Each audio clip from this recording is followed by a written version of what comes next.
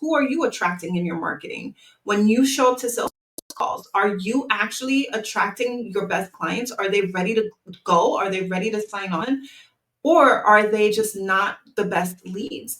I'm going to be breaking down exactly how to show up in your marketing and be able to attract and repel through my blah versus best framework that I use and that I teach deeply inside of my coaching program. We're going to be pulling that up. And so let me just bring that up to you.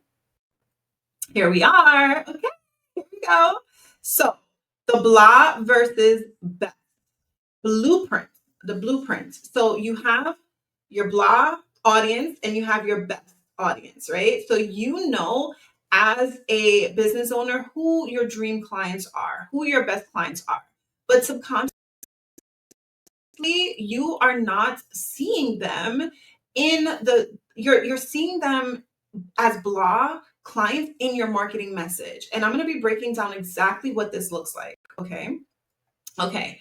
So blah. So we'll start with blah. We'll dissect what a blah person is, right? A blah lead.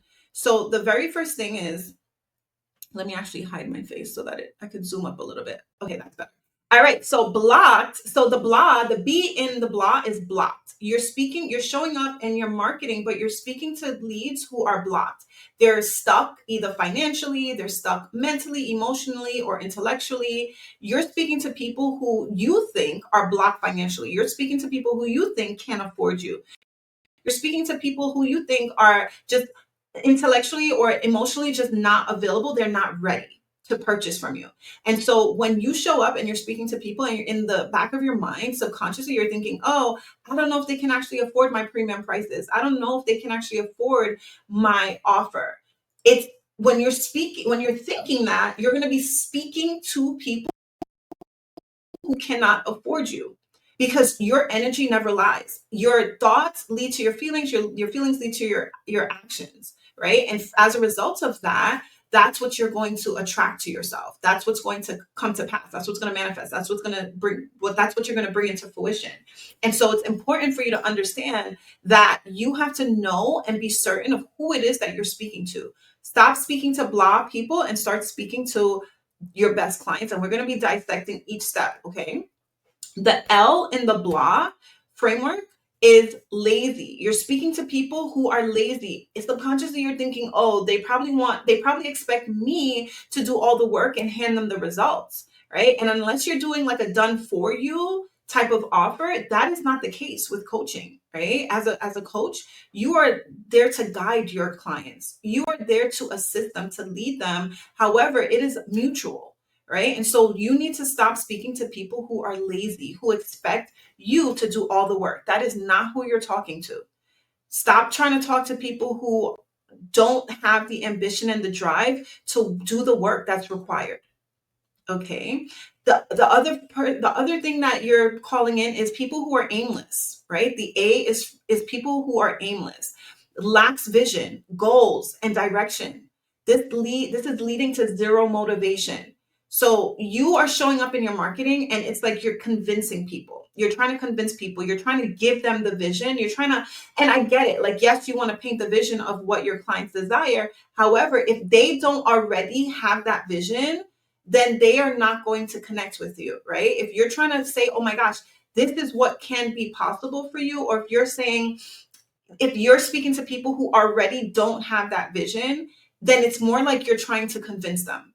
If they don't have vision already, if they don't have goals, if they don't have direction, you come with a convincing energy as opposed to just speaking to people who already have the vision, right? Speaking to people who know what they want, know their goals, know the direction. Because otherwise, you're going to be speaking to people who have zero motivation to better their lives. Like, you want it more than them. And that can't be the case. They have to want it as well. All right. And the H in blah, the blah people that you're speaking to, is hesitant. They're hesitant.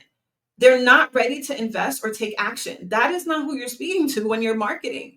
If you're constantly showing up in your marketing in your offer, but when you're marketing, you're literally speaking to people who you think they're just not ready. They're not ready to invest in themselves. Why are we speaking to them? when you show up to market, you're speaking to action takers. You're speaking to people who are ready to go, ready to invest. You're not convincing. That convincing energy is going to repel the very people who are ready to take action, who knows that what you have to offer is so vital and they're ready to take action. So this is how we jump into the best, okay? You need to be speaking to your best clients at all times. And so the B in best is brilliant. You're speaking to people who are high achievers, who recognize the value of your offer. They recognize that the value of your offer outweighs the cost, right? One of my mentors, Myron Golden, he teaches, he says that wealthy people, they see the value in everything, while poor people see the cost of everything, right? And so wealthy people, we don't look at the cost, we look at the value. While poor people, poor-minded, poverty-minded people, they look at the cost of everything and they don't see the value. But that's not who you're speaking to. Your best clients, they are brilliant. They are high achievers.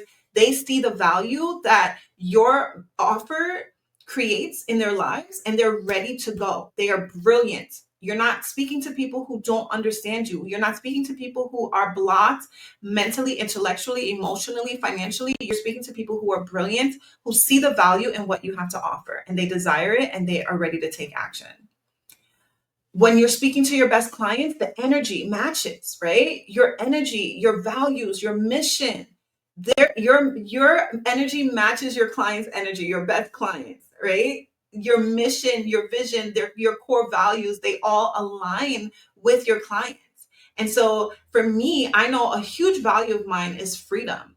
One of my values is freedom, being able to live a life of freedom, being able to live a life on my own terms, being able to make high decisions, income decisions, being financially free, location free, creatively free, to live life on my own terms. That is huge for me. That was the biggest thing that I wanted when I was working in my 9 to 5 before starting my purpose-driven business and being able to resign in less than 9 months. When I started, that was my goal. I was like, I just want to be free. And so that's a huge value of mine. Another value is my belief. I'm a believer. I'm a follower of Jesus. And so people who love the Lord are going to be gravitated to me because I put the Lord before everything that I do.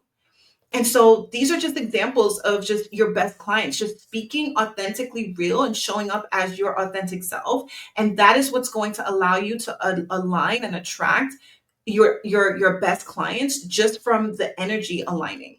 Okay. And so the S in your best clients, how to speak to your best clients so you can start attracting your best clients into your world. You have to remember and understand that your best clients, they're self-sufficient. They are self-sufficient. They are go-getters, they're action takers, they are resourceful and they're motivated. All right. When I didn't have the money to pay for my coach, um, there were times where I had to put it on a credit card. Why? Because I'm self sufficient. I know the value of what I'm going to receive on the other end. I know the wisdom and the knowledge and the skill set and the tool sets that I'm going to have on the other end. So for me, I am my own best client. Like I understand how to think. I understand the value of what I'm investing in. I know that when I invest, I'm investing in myself. And so I did in the past put coaching, a lot of the coaches that I hired, I had to put a lot of it on my credit card. But guess what? I was able to pay it off. And so based off of what I've learned. And so your best clients, they're self-sufficient, right? They're not tire kickers. They're not saying, woe is me. They're not feeling defeated. They are action takers. They're go-getters. They are resourceful. They're going to find a way. They're going to find a way. They're not going to allow circumstances to allow them to feel defeated, right? And so they are self-sufficient. And then your best client, they are trustworthy, right? They have confidence in your ability to deliver, and you have confidence in their commitment to execute. In any type of relationship, whether it be a marital relationship, a parent-child relationship, any type of platonic relationship, and also with a coach-client relationship, there has to be that mutual trust. There has to be trust there, knowing that you're going to you're literally, as the coach, you're leading and guiding and trusting that they're going to take the recommended action steps. They're going to follow the trail that you've created for them, right? And do their part, as well as you showing up to coach them, guide them, lead them to do your part. Trust has to be there. And this is what allows you to actually be able to decipher. Oh, thank you so much.